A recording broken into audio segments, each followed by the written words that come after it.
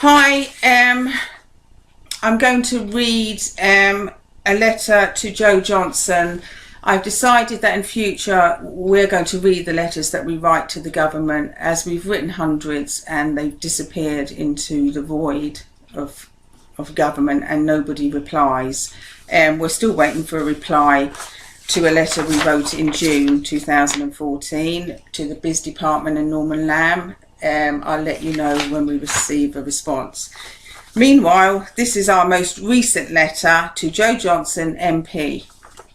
Dear Mr. Johnson, in response to your letter of October 17th, 2014, firstly you refer only to whistleblowers in the NHS, thus revealing a fundamental lack of understanding of the issue. You do not even comment on whistleblowing in any other sector. I was recently asked by a young care worker who lost her job after reporting abuse, why do we in social care not matter? It seems that, judging from your letter, the answer is they do not matter. Whilst Compassion in Care and the Whistler deal with whistleblowers from all areas, including the NHS, we have always called for equal protection for all whistleblowers. I am one of the Bupa 7 whistleblowers. However, I do not consider social care to be in the private sector because up to 90% of all social care is publicly funded. The only way to protect whistleblowers in this publicly funded industry is to protect them by law. Ednas Law would give this protection. The comprehensive evidence from 1,500 whistleblowers contained in Breaking the Silence Parts 1, 2 and 3 and my book Beyond the Facade, the story of the first PIDA case, has been submitted to Biz, Justice and Health Departments and ignored. Each claimed that whistleblowing is not their responsibility. There is not even equal treatment of staff in the NHS, as you refer to senior staff not being subject to gagging, so it seems you're happy for cleaners and student nurses and other grades to be treated differently. Ednas Law protects all equally. As for the independent government-paid whistleblower regulator-in-chiefs, which you mention, can you explain how these will stop the next herald of free enterprise, Piper Alpha or Clapham rail crash?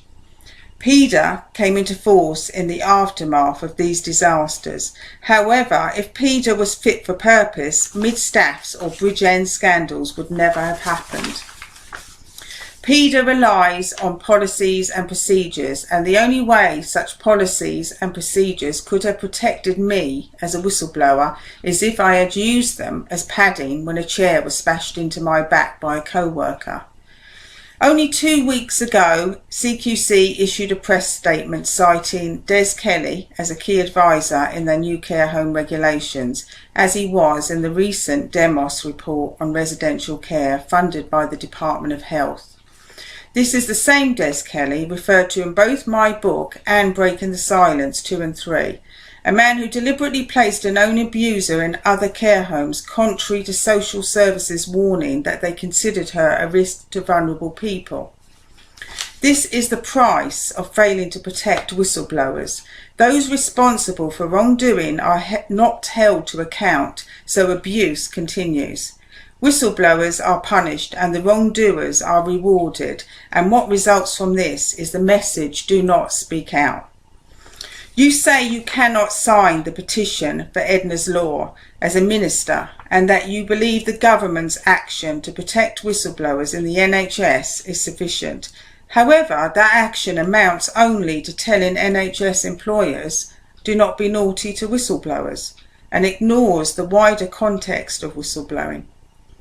Every day I speak to people with great courage and integrity, people who have lost everything for doing the right thing, who have no food and who are unemployable because they are whistleblowers.